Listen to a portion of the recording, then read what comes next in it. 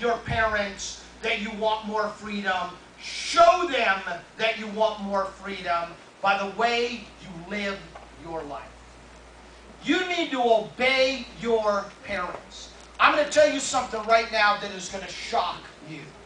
I'm not kidding you. Some of you will pass out and fall on the floor when I say this.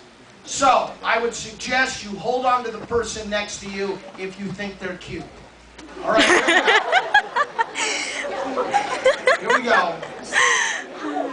This is going to be shocking. Here we go. Take a deep breath. It's this.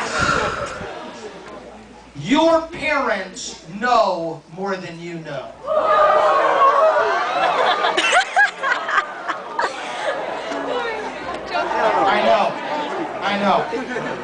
I know, that was brutal.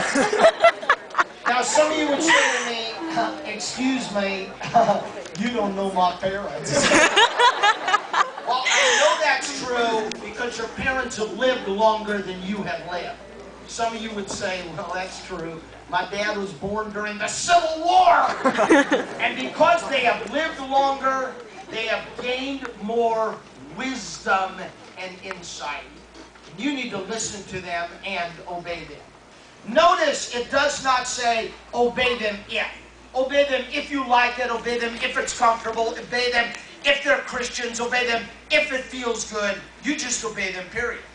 The only time you would disobey them is if they directly contradicted God's word, okay? For example, if your father walked into your room and said, for crying out loud, Peterson's dog is pooping on the lawn, go shoot Mr. Peterson.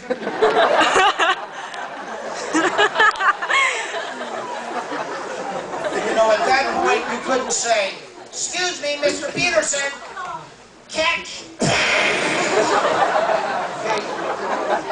At that point you could not shoot Mr. Peterson. Our parents do not ask us to do that real often, and if they did, we would need to say to them, look, Dad, there are some creative alternatives. You know, I can clean up the poopy, we can build a fence, we can talk to Mr. Peterson, I cannot shoot him.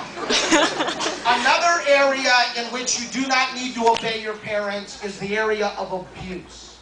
God never gave your parents the right to abuse you, not to verbally abuse you. Shut up! You're an idiot! You're worthless! You moron! Get out of my sight! That is emotional abuse.